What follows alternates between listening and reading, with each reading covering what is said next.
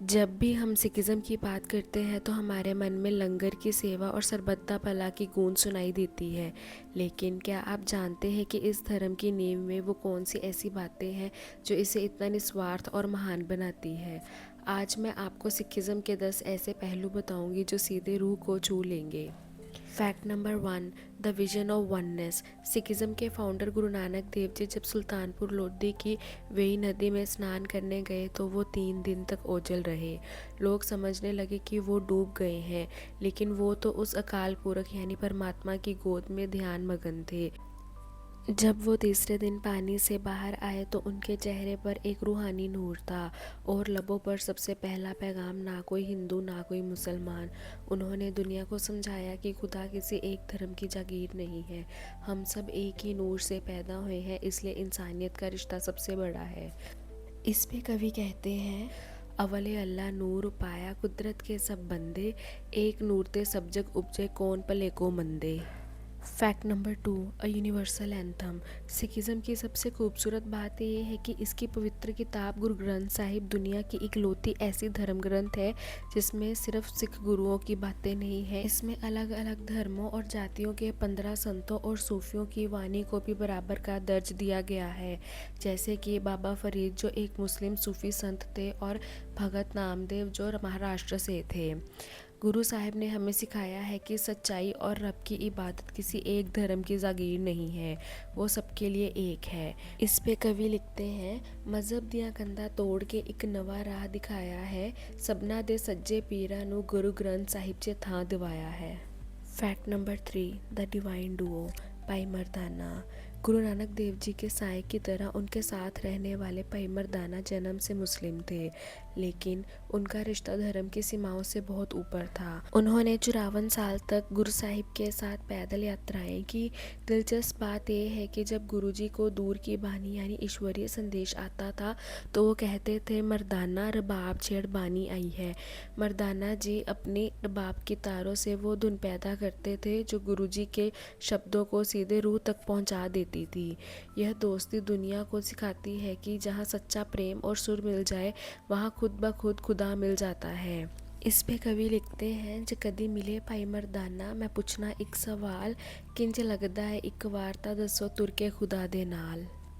Fact number 4, voice of the people. संत कबीर। संत कबीर की बानी को गुरु ग्रंथ साहिब में बहुत ऊंचा दर्जा मिला है। उनके 500 से ज़्यादा शब्द और श्लोक इस पवित्र ग्रंथ में शामिल हैं। उस दौर में जब समाज ऊंच नीच और खोखली रीति रिवाजों में बटा था, तब कबीर जी ने अपनी बेबाक बानी से जात पात की दीवारों को ढा दिया। गुरु साहिब ने उनकी क्रांतिकारी सोच को इसलिए अपनाया क्योंकि कबीर जी का संदेश और सिक्खी की सोच बिल्कुल एक थी कि ईश्वर किसी खास वर्ग का नहीं बल्कि उस इंसान का है जिसके मन में सच्चाई है। इस पे कवि लिखते हैं, कबीरा खड़ा बाजार में मांगे सबकी खैर, ना कहू से दोस्ती ना कहू से बैर। Fact number 5, faith over status. तन्ना भगत एक साधारण किसान थे, लेकिन उनकी सादगी और अटूट विश्वास की मिसाल आज भी दी जाती है। कहा जाता है कि उनकी मासूमियत और जिद इतनी सच्ची थी कि उन्होंने पत्थर को ही भगवान मानकर उसे भोग लगाना शुरू कर दिया, और उनकी इसी साफ नियत को देखकर परमात्मा को खुद साक्षात प्रकट होना पड़ा। गुरु ग्रंथ साहिब में उनकी बानी हमें यह बड़ा सबक देती है कि रब को पाने के लिए किसी भारी भरकम ज्ञान या डिग्रियों की ज़रूरत नहीं, बस एक बच्चे जैसी मासूमियत और अटूट श्रद्धा काफ़ी है। इस पे कवि लिखते हैं, सच्ची प्रीत होवे जे मन विच ते पत्थर विचों रब मिल जांदा, तन्ना भगत दी खेती वर्गा हर कोई नसीब कित्थे पांदा। Fact number 6, the royal crown dastar. Sikh turban यानी दस्तार सिर्फ सर ढकने का कपड़ा नहीं है। पुराने समय में पगड़ी सिर्फ राजा पहनते थे, लेकिन गुरु साहिब ने हर इंसान को पगड़ी पहनाकर उन्हें सरदार यानी राजा बना दिया। इस पे कवि लिखते हैं, ए कल्ला कपड़ा नहीं, ए इज्जत ते ईमानदारी दा ताज है, सिखा दे हर एक दस्तार विच गुरु गोबिंद सिंह जी दा राज है। Fact number 7, the open door निशान साहिब। हर गुरुद्वारे के बाहर झूलता ऊंचा निशान साहिब सिर्फ एक झंडा नहीं बल्कि मानवता के लिए एक बेकन ऑफ होप यानी उम्मीद की किरण है।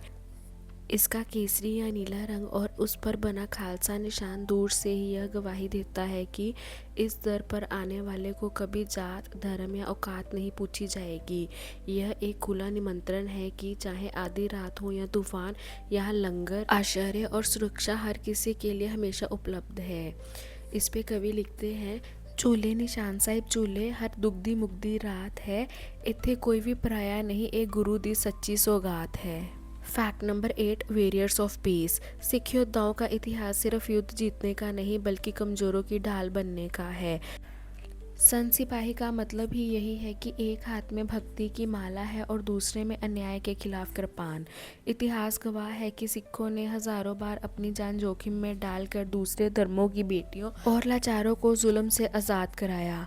उनके लिए युद्ध का मकसद राज्य जीतना नहीं बल्कि इंसानियत और हर उस बेसहारा इंसान के हक को जिंदा रखना था जिनकी पुकार कोई नहीं सुन रहा था। इस पे कवि लिखते हैं, मरण कबूल जीवन दी छड़ आस, हक ते सच ले लड़ना ही सिੱਖੀ ਦਾ असली इतिहास। Fact number 9, the identity Khalsa पंथ।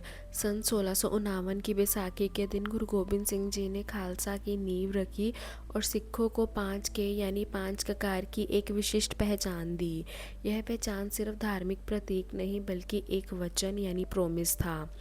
गुरु साहिब का मकसद ये था कि अगर हज़ारों की भीड़ में भी कोई अन्याय यानी इनजस्टिस हो रहा हो तो एक सिख अपनी अलग पहचान के कारण दूर से ही पहचाना जा सके, ताकि किसी भी ज़रूरतमंद, लाचार या डरे हुए इंसान को यह भरोसा हो कि वो खड़ा है नीले निशान वाला, अब मुझे डरने की ज़रूरत नहीं है। इस पे कवि लिखते हैं, 1.25 लाख नाल एक लड़ावा ता गोबिंद सिंह नाम कहावा, खालसा पंथ सजा के मैं दुनिया नू सच दिखावा। Fact number 10, the youngest major religion. Sikh धर्म सिर्फ 500 साल पुराना है जो इसे दुनिया के सबसे यंग धर्मों में से एक बनाता है, लेकिन अपनी सेवा और जज्बों की वजह से आज ये दुनिया के कोने कोने में महक रहा है। इस पे कवि लिखते हैं, नानक दी खेती हर था महकदी, दिते प्यार दे बीज हजार, छोटी जही उम्र है इस धर्म दी पर वड्डी है इस दी रफ्तार। अंत में सिक्खी सिर्फ एक धर्म नहीं बल्कि जीने का एक सलीका है, जहाँ अरदास अपनी होती है पर दुआ सरबत यानी सबके लिए मांगी जाती है। उम्मीद है सिक्खी के ये 10 पहलू यानी 10 फैक्ट्स आपके दिल के किसी कोने को ज़रूर छू गए होंगे। याद रखिएगा, इंसानियत से बड़ा कोई धर्म नहीं और सेवा से बड़ी कोई इबादत नहीं। दोस्तों, ऐसे ही और वीडियोस को देखने के लिए चैनल को लाइक, शेयर और सब्सक्राइब करना ना भूलें और कमेंट बॉक्स में वाहेगुरु जी ज़रूर लिखें। अब हम आपको मिलते हैं ऐसे ही अगले हिडन चैप्टर्स के साथ। तब तक आप अपना और अपनों का ध्यान रखना ना भूलें। वाहेगुरु जी का खालसा, वाहेगुरु जी की फतेह। ननक नाम झाज है, जो चदे सो उतरे पार है।